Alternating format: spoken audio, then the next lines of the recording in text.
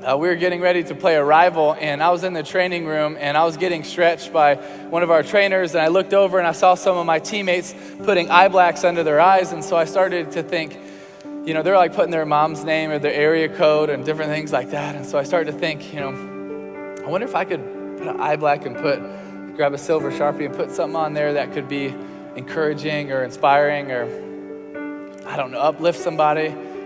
I started to think, well, what should I put? And I started to think, well, God bless. And I was like, I don't know. And then I thought of Philippians 4:13.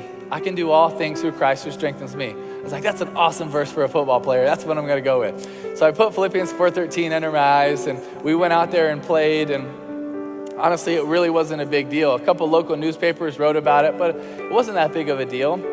But I kept wearing it under my eyes every single week.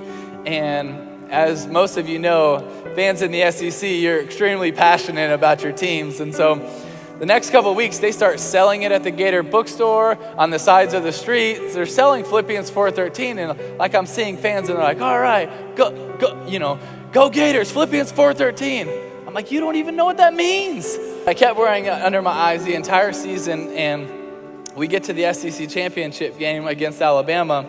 And we're getting ready to run out of the tunnel. And as a football player, so often it is really tunnel vision. It's the next thing, the next thing, the next thing. You can't afford to step back and look at the big picture because you can just lose focus. So many times it's just locked in to the next thing we have to do. Well, at this moment, I really felt like God was putting out of my heart to change the verse. I was like, really, right now? But I kind of stepped back for a second and realized that if we won, we'd be playing in the national championship. And that would be maybe the biggest stage that I would ever get to change the verse and put something meaningful on there. So we were blessed to win. And the next 6 weeks leading up to the national championship game, I was contemplating, really agonizing over what verse I was going to go with.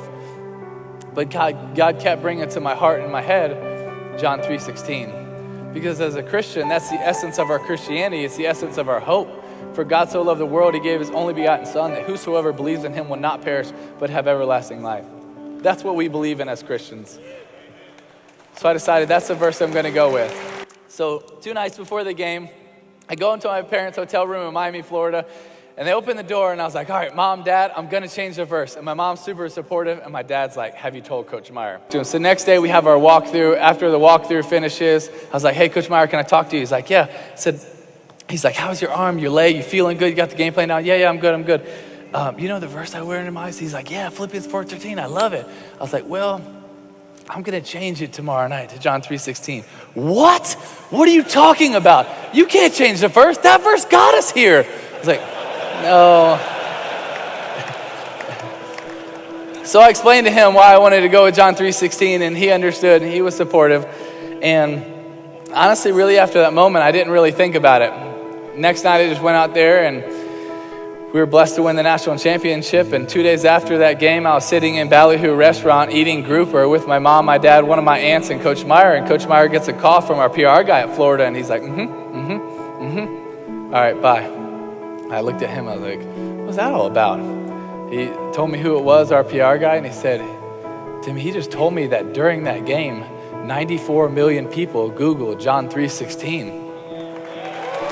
And honestly, my first thought was, how the heck do 94 million people not know John 3:16? It's like it's Sunday school, bro. That's the first thing you hear. But it was just so humbling for me sitting in that restaurant thinking about how big the God that we serve really is. Like really how big the God that we serve really is. So many times we put him in a box. But no, the God that loves us, the God that created us, the God that has a plan for us, the God that wrote a poem about your life, he is a big God that wants to do amazing things. And when we just turn around and say, hey, here, God, might not feel like a lot. Guess what? He can perform miracles. He can do amazing things. And I really believe the God that we serve wants to do amazing things in us and through us.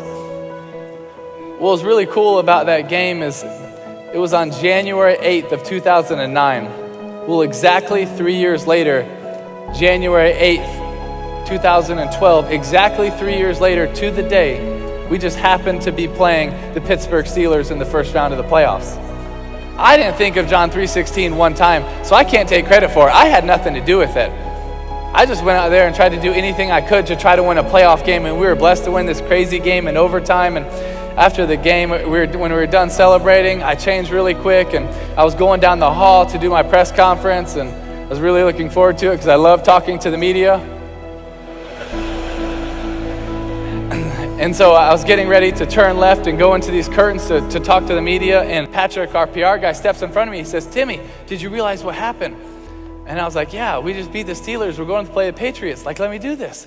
He was like, "Timmy, did you realize what happened?" I could tell he was being serious, so I was like, "Patrick, what's up, man?" He looks at me and says, "Timmy, this is exactly 3 years from the time you put John 3:16 into your eyes." I was like, "Oh, really? That's awesome. That's really cool." He says, "No, you don't realize.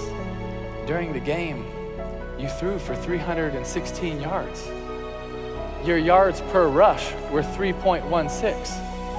Your yards per completion were 31.6. The time of possession was 31.06. And the ratings for the night were 31.6. And during the game, 90 million people Googled John 3:16, and it's the number one thing on all social media right now." God has an awesome plan. He has an awesome plan, and you might not even see what he's doing. You might not even know how he's working. We step out and we show a little courage. We step out and we show a little boldness, what God can do with it in our lives, through our lives. But he's a big God. He's a big God, and he can perform miracles. You have to understand, the God of this universe loves you so much that he sent his son to die for you. If he loves you that much, is he not going to want to fight for you? Is he not going to want to fight with you? Is he not going to want to come through for you? Now, that doesn't mean that life is going to be easy. It's not. But it means that it's going to be worth it. It means that it's going to be worth it.